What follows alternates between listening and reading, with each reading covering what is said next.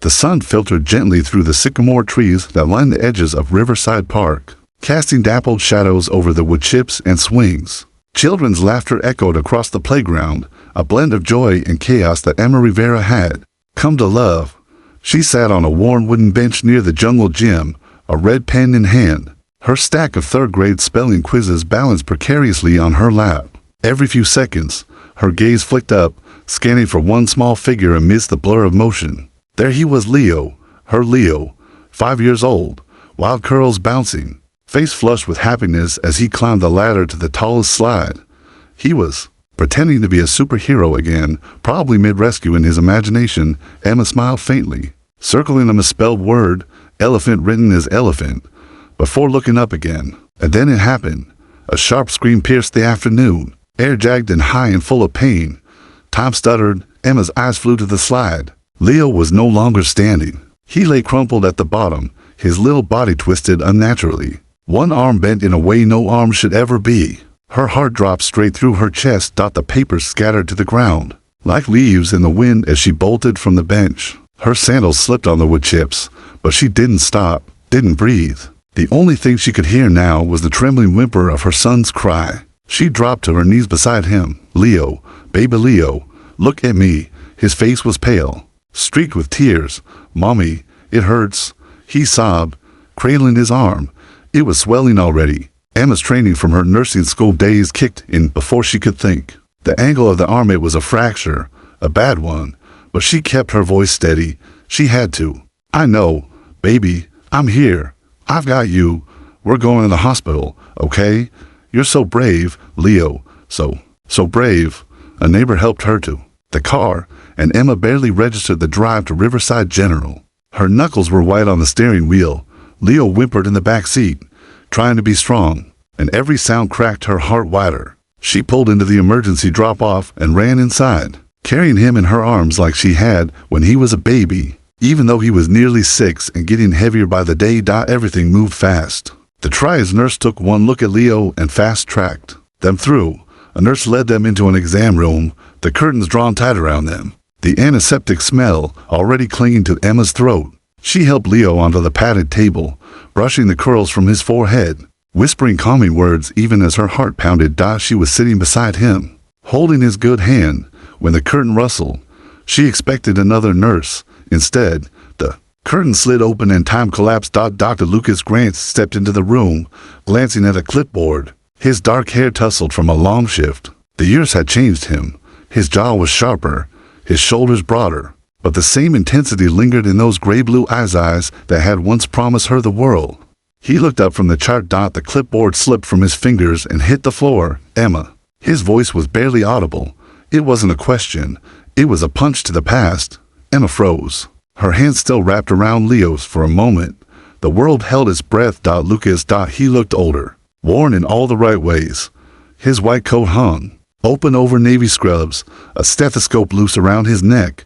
She saw him, really saw him, and behind her eyes flickered snapshots, dorm rooms, whispered promises. The way he used to touch her face like she was something sacred. But now he was looking at her with disbelief and something deeper, something broken. Emma swallowed hard and stood. Hello, Dr. Grant, she said, voice measured. My son fell off the slide. Lucas blinked rapidly, his professional mask slamming into place. Right?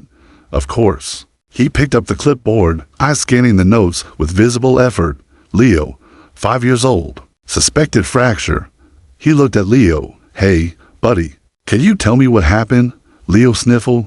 I was being Spider-Man. I was saving the playground from lava, and then I fell.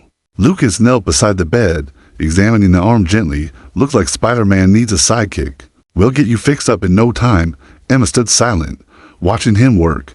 His hands were steady, gentle, just like before, but there was something else. His eyes kept flickering back to her. She could feel the weight of the unspoken between them, pressing on every breath. Leo looked up from his tears, blinking curiously between them. Mommy, is he my new daddy? Lucas froze. Emma turned, her head sharply, blinking away the burn in her eyes. No one spoke.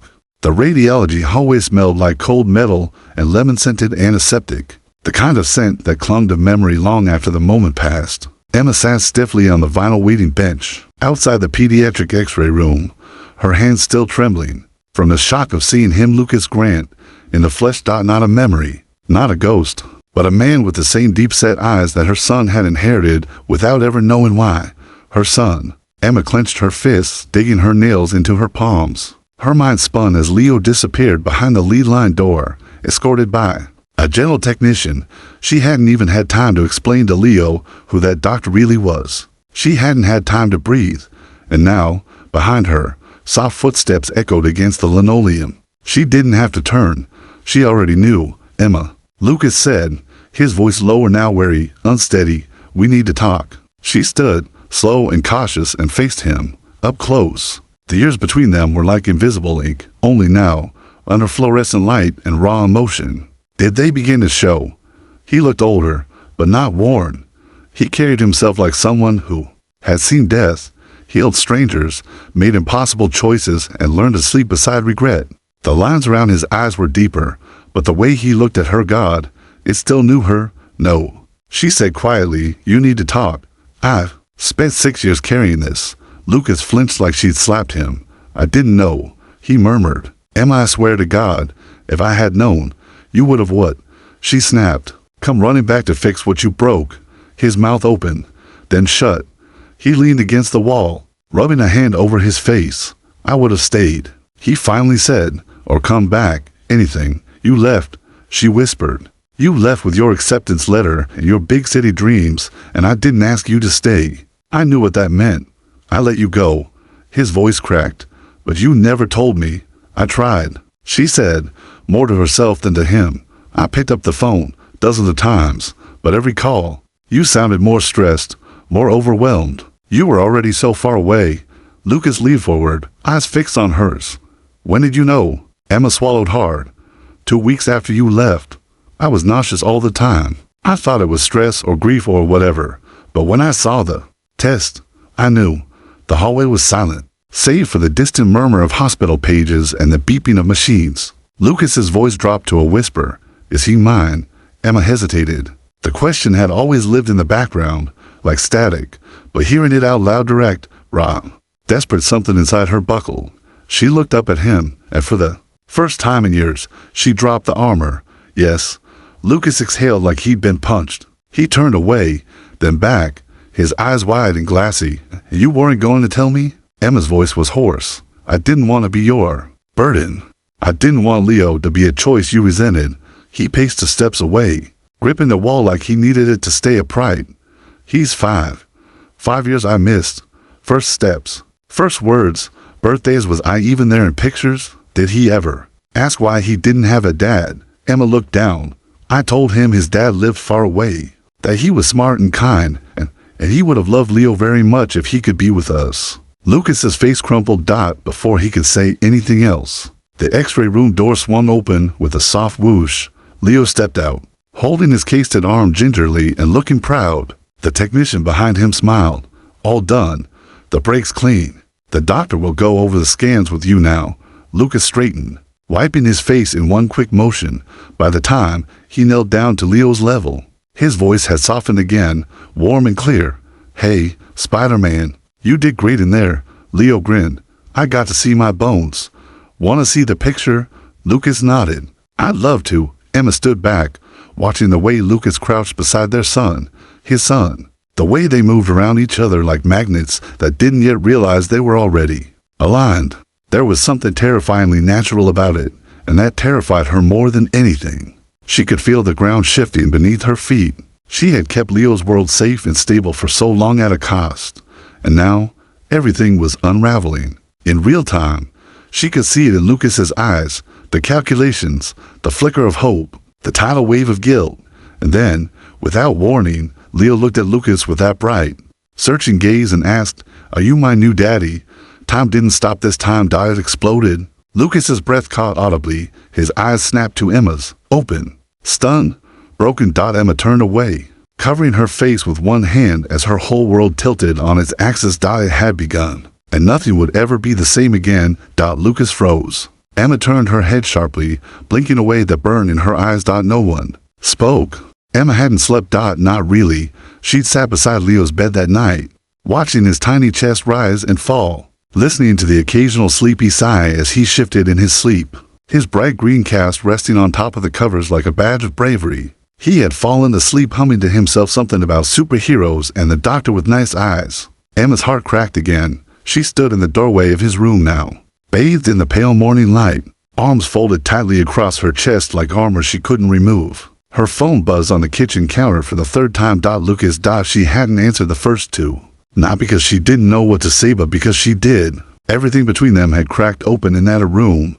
Leo's question hung in the air like a ghost, echoing with every tick of the clock. Are you my new daddy? What would happen when Leo learned the truth that Lucas wasn't new at all? She poured coffee with trembling hands. Outside, the world looked deceptively normal. Children walking to school, dogs barking, sprinklers hissing against the sidewalks. But inside her chest, a war raged. She had kept this secret for 6 years, convinced it was protection. Now, she wasn't sure if it had been fear in disguise. When her phone buzzed again, this time with a text, she finally looked. Lucas, please. I need to talk to you, alone. Just 1 hour. Emma's thumb hovered over the keyboard. She typed, then deleted, typed again, then finally, Emma, Riverside Cafe, noon. Don't be late. The Riverside Cafe hadn't changed much since college. Same creaky floors, same mismatched mugs, same booths etched with the initials of impulsive love. Emma sat in the corner booth, her fingers twisting the napkin into anxious shapes. The weight of the past threatened to suffocate her. When the bell above the door jingled and Lucas stepped inside, her stomach flipped. He scanned the cafe until his eyes found hers. No lab coat, no stethoscope, just Lucas. A dark sweater over jeans. He looked tired, not just from a long shift, but from something deeper, something breaking inside. He slid into the seat across from her, placing the coffees on the table. He knew how she took it. He always had. Thanks, she said, not quite meeting his eyes. They sat in silence, not hostile, just heavy. I ran through 100 ways to start this conversation, he said quietly. None of them felt right. Maybe because there is no right way. Lucas nodded slowly. Then, he's mine. I see it. I feel it. Emma's throat tightened. Yes. He closed his eyes briefly, absorbing the confirmation again like it still didn't feel real. When he opened them, there was steel beneath the sadness. I missed everything. I know. I missed his first laugh, his first haircut, the first time he got sick. I didn't even know his name until yesterday. I never said it was fair. No, Lucas said, voice cracking, but it was permanent. Emma blinked rapidly, the sting behind her eyes building. What was I supposed to do? Hand you this life-shattering news over the phone while you were halfway across the country, drowning in exams and rotations? Yes, he said, louder than intended. The barista glanced over. Lucas lowered his voice. Yes, you should have told me, given me a choice. Emma, you decided everything for me. I was trying to protect him. Lucas's voice dropped to a whisper. For me? No, she whispered back, from disappointment. He flinched like she'd slapped him, and maybe she had. You think I wouldn't have stepped up. You stepped out. Lucas, she said, you left. And maybe that was okay back then. Maybe I even understood it. But I couldn't gamble Leo's life on the maybe that you'd come back. Lucas leaned back in the booth, staring at her like he didn't recognize the woman she had become. But then, maybe he didn't. And maybe she didn't recognize him either. She didn't expect what came next. I want to be his father. Emma's breath hitched. He leaned forward, both hands flat on the table, voice steady now. I don't mean biologically, I mean present, real. Every day, school pickups, tooth fairy, science projects, all of it. You think it's that easy? She asked, voice trembling. No, Lucas said. I think it's that important. Tears slipped down her cheeks before she could stop them. You don't know what it's like, waking up every day terrified you're doing it wrong. Praying he never asks why other kids have dads and he doesn't. Carrying that question in your chest like a bomb.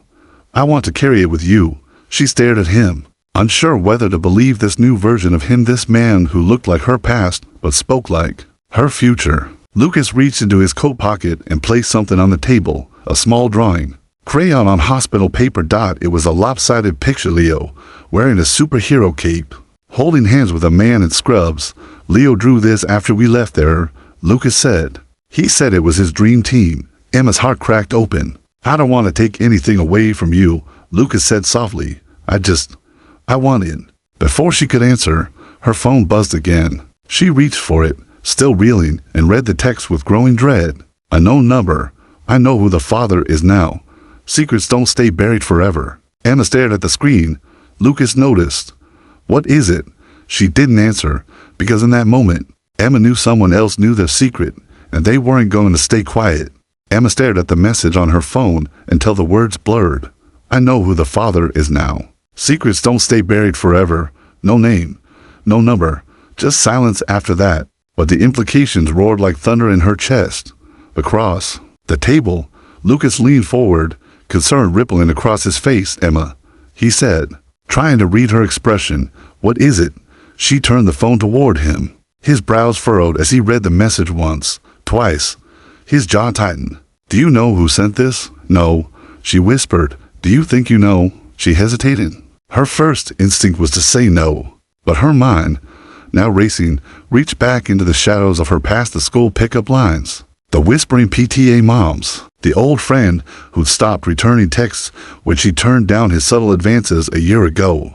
There were 1,000 invisible eyes in a small town, and secrets, even well-buried ones, had a way of leaking through the cracks. One face flickered to the front of her mind. Tessa Romero. Tessa had once been Emma's closest friend, back when their sons were toddlers, and they'd bonded over sleep deprivation and single mom solidarity. But everything changed the day Emma turned down Tessa's offer to go in on a private tutor together. Leo didn't need one, and Tessa had taken it personally. They hadn't spoken since. Tessa knew Leo didn't have a father listed on his school forms. She also knew Emma had a past she never talked about, and Tessa lived for gossip. It wouldn't take much one look at Lucas in there. One moment of recognition and the match would have been lit. Lucas, still reading the message, looked up. Whoever sent this, they're threatening you. They're threatening Leo, Emma said. Her voice had gone cold, which means they crossed a line. Lucas nodded slowly, the doctor in him calculating possibilities, the man in him simmering with protective rage. Do you have any idea how long they've known? He asked. I don't even know who they are. He stood suddenly, pacing beside the booth. His hands ran through his hair, his face darkening. This could go public. The hospital, school boards, hell, social services, Emma stood to, interrupting him. No one is taking my son away from me. No one. Their eyes met. It was a battle line neither of them wanted to draw. Lucas softened. That's not what I meant. He exhaled. This is bigger than I thought. Emma looked around the cafe as if the walls had ears. In a way, they probably did. I need to go, she said. I need to think. Lucas nodded, but there was tension in his shoulders as she walked out. The drawing of the dream team still sitting on the table between two untouched coffees. That night, Emma sat in her living room in silence. Leo asleep in the next room, his little voice still echoing in her memory from earlier. Mommy, will the nice doctor come again? She had answered vaguely, but it was getting harder. Leo was too smart, too observant. He had noticed that Lucas looked like him, that they shared the same lopsided smile and quick temper. She had always wondered if instinct would tell him. Maybe it already had. Her phone buzzed again.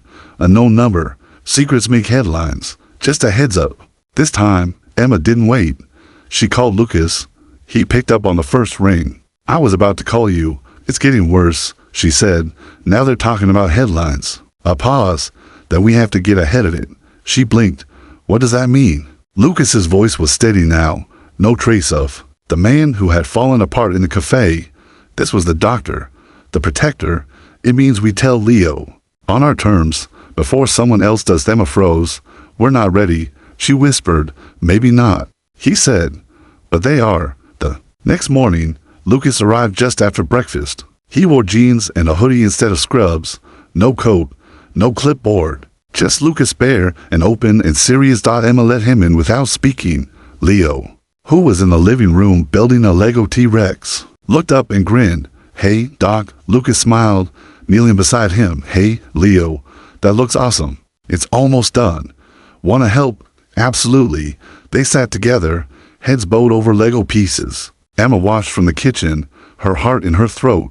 The sight was so natural, so effortless, that it made her want to cry. And then Lucas looked up. Hey, Leo, Can I ask you something important? Leo nodded, eyes wide.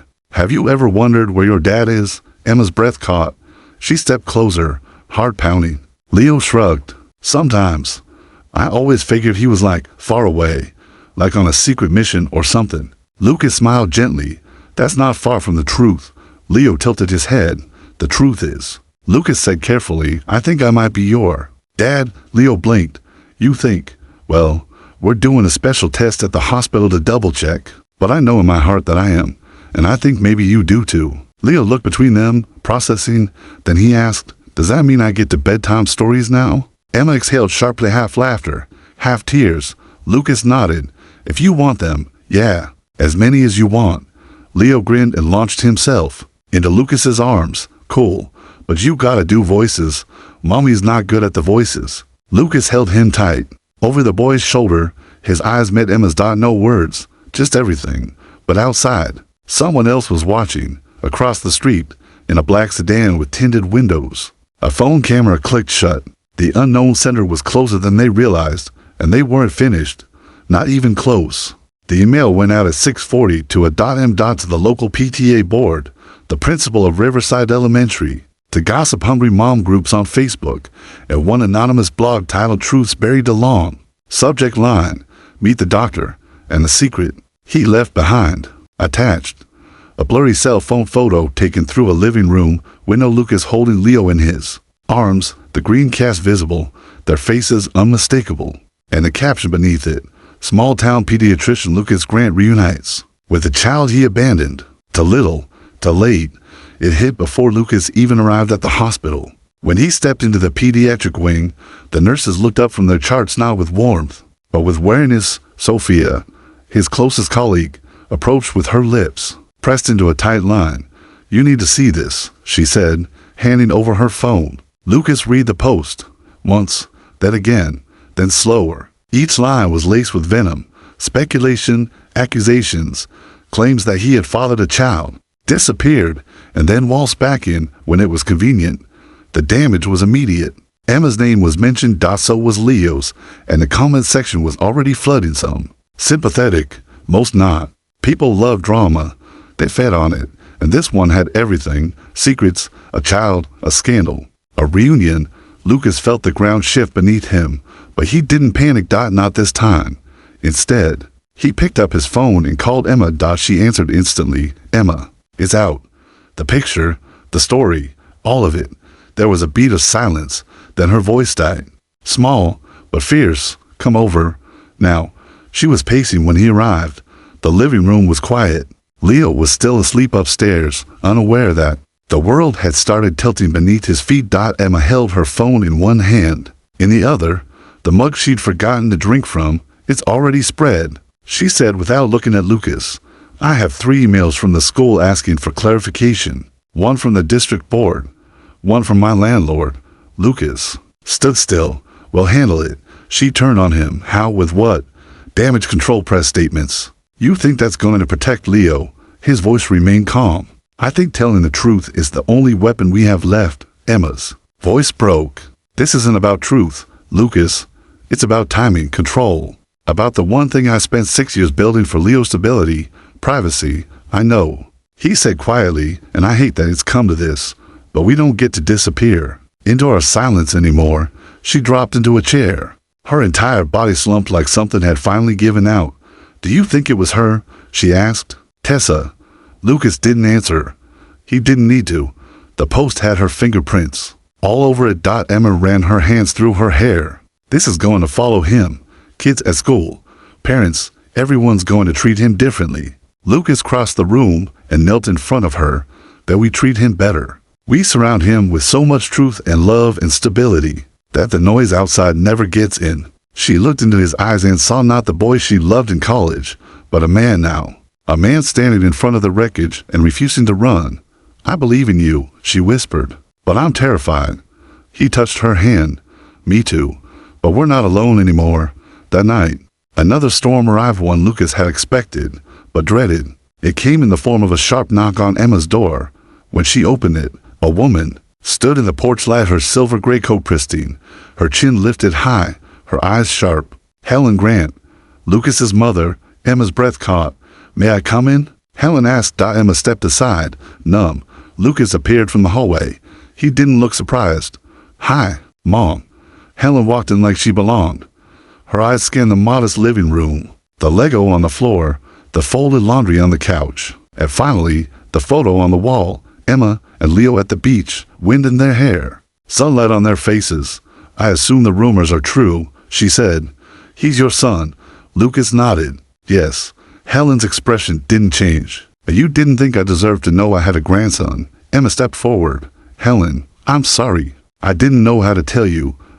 I'm not speaking to you. Helen snapped, her eyes like steel. I'm speaking to my son, who apparently thought keeping the biggest secret of his life was acceptable. Lucas met her gaze. I didn't know until last week. Helen froze. I had no idea. He continued. Emma didn't tell me. She thought she was protecting Leo, and maybe she was. But I'm not angry about the years I missed. I'm focused on not missing another day. Helen's face shifted. Slightly. The ice cracked. You're saying you only just found out?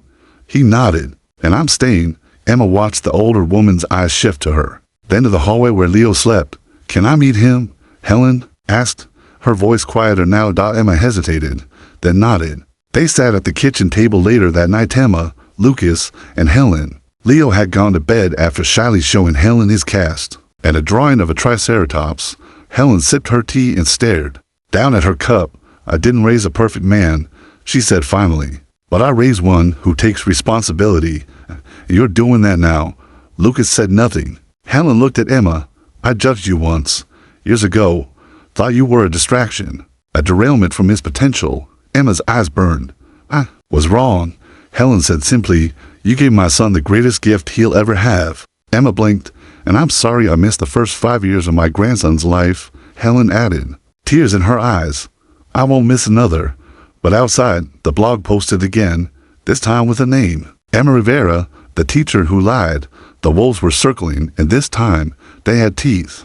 The email came from the school district at 7:12 a.m. Subject, urgent.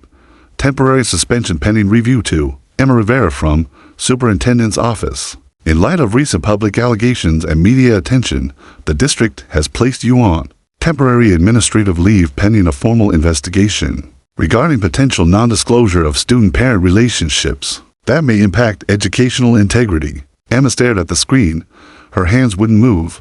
Her heart felt like it had stopped, dropped, and shattered inside her chest. Not because of the leave, because of what it meant. They were treating her like she'd lied, like she'd misled the entire school system by being a mother who never wanted to explain why the line for father's name was always blank, because she dared to raise a son quietly, respectfully, and alone. And now they were turning that silence into suspicion. Lucas entered from the kitchen, Leo's Spider-Man lunchbox in his hand. He froze when he saw her face. Emma looked up, holding the printed email with fingers that trembled. They suspended me. Lucas stepped closer, taking the page, scanning it. His face darkened. No, he said. I can't go back, she whispered. Not until they're done tearing through my records, my emails, my lesson plans. Lucas sat beside her, gripping her hand. This is retaliation, he said. They're afraid of scandal, not justice. Emma blinked away tears. I've built everything for Leo, every routine, every dollar saved, every hour. And now some blog post, some photo gets to rewrite my character. Lucas stood. He wasn't the broken man from the cafe anymore. He wasn't even just a doctor. He was a father now, a partner, and something in him had clicked. Then he pulled out his phone and started typing. Lucas, what are you doing? He looked at her. Josette, what they've done, it's illegal. Defamation. Retaliation against a private citizen for a personal matter that has zero bearing on professional conduct. We're done playing quiet. Emma watched him craft a post, one that would go viral in less than 24 hours. This is my son. His name is Leo. He's 5 years old, obsessed with dinosaurs, and currently sporting a very cool green cast. I didn't know he existed until a few days ago. Not because his mother lied, but because life is messy and we were young and afraid and didn't know how to choose love over fear. But now I know, and I'm choosing love every day. If you think that makes Emma Rivera unfit to teach, then you've misunderstood what strength, dignity, and motherhood look like. Dr. Lucas Granby Noon. The post had over 80,000 shares. Teachers from Emma's school began commenting in support. Former students posted photos with her. Stories of how she changed their lives. The entire third grade class wore paper hearts. The next day with Leo's name on them even though she wasn't there to see it. And then a letter arrived at their door. It wasn't from the school board. It was from Tessa Romero. It was a folded sheet of notebook paper with a single sentence. I never meant for this to get so far. There was no signature, just a bitter silence in the wind. But none of it compared to the moment they'd both been dreading and knew had to come. It was a cloudy Sunday afternoon. Leo sat on the front steps, drawing with chalk dinosaurs. Of course, Lucas knelt beside him, their heads bent together. Emma watched from inside the screen door. Leo, Lucas said gently, can I tell you something a little more grown up now? Leo looked up with curiosity. You remember how I said I think I'm your dad? Yeah, Leo said, brushing green chalk off his shorts. Well, I did a special test at the hospital, like the x-ray, but for parents, and it said I'm your dad. Not just in the fun way, but the real way. Leo blinked. You mean like, you're really my daddy? Yes, Lucas said, his voice cracking. I'm really your daddy. Leo sat with it. His eyes darted around, then landed on Emma in the doorway. She stepped out slowly, holding back every tear she wanted to let fall. Leo looked up at Lucas. Does that mean you're staying forever? Lucas smiled. If you'll have me. Leo considered it carefully, then asked, can you still do funny voices when we read? Lucas let out a laugh. Every night. Leo grinned. Okay, you can stay. That night, after Leo went to bed, Lucas pulled Emma out to the backyard under a sky painted with late spring stars. Fairy lights twinkled on the fence. The scent of lavender drifted from the garden bed they planted together last month. Leo's idea. Emma leaned into him, her cheek against his shoulder. I feel like we barely made it through, she whispered. Lucas nodded. We didn't make it through. She looked up, startled. He smiled softly. We chose our way through. That's different.